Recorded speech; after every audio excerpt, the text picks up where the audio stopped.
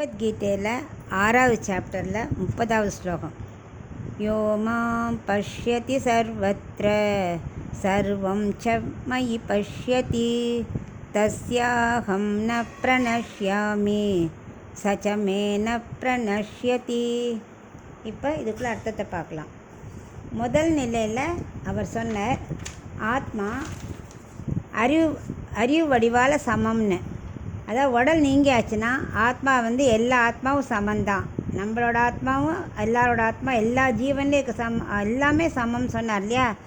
நம்ம ஏன் அந்த உடல் ஆத்மாவை ஆத்மாக்குள்ளே வருதுன்னா, ஆத்மா உடலுக்குள்ளே வருதுன்னா நம்ம கர்மாவை கழிக்கணும் இல்லையா. அதுக்காக மறுபடியும் பிறவி எடுக்கிறோம். ஸோ எப்போ கர்மா ஃபுல்லாக தொலையிறதோ அப்போ நம்ம ஆத்மா இயற்கை தன்மை அடைஞ்சிடும். அப்புறம் ஒன்லி ஆனந்தமயமாக இருக்கும். அந்த உடலை எடுத்துக்கிறனால தான் வித்தியாசமாக நம்ம பார்க்குறோம், இவள் அப்படி இருக்கா அவள் அப்படி இருக்கா அப்படின்னு.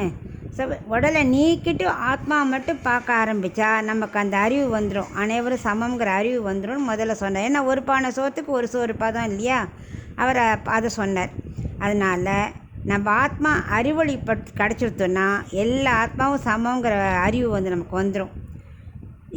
இது முதல் நிலை. இப்போ உயர்ந்த நிலை, ரெண்டாவது நிலை என்னன்னா 30வது ஸ்லோகத்தில் என்ன சொல்கிறாருன்னா, யார் என்னைங்கிறத பகவானை சொல்கிறார். யார் என்னை எல்லார்கிட்டையும் எல்லா இடத்துலையும் பார்க்குறானோ, ஸோ எந்த பொருளாக இருந்தாலும் எந்த ஜீவனாக இருந்தாலும் எல்லாத்துலேயும் யார் என்னை பார்க்குறானோ, அதை பகவானை பார்க்குறானோ அவனுக்கு நான் கண்டிப்பாக காட்சி அளிப்பேன்.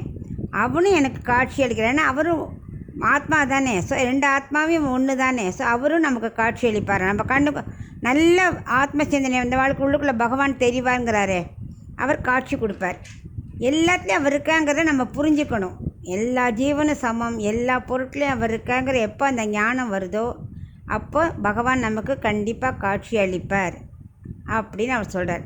அது மட்டும் இல்லை, ஆத்மா மட்டும் பார்க்க ஆரம்பிச்சிட்டோமானா நமக்கு முன்னாடி சொன்னார் 8 கல்யாண குணங்கள்னு, பாவம் தீண்டாது, பசி பிணி மூப்பு வராதுன்னு அப்படி 8 குணங்கள் சொன்னார்.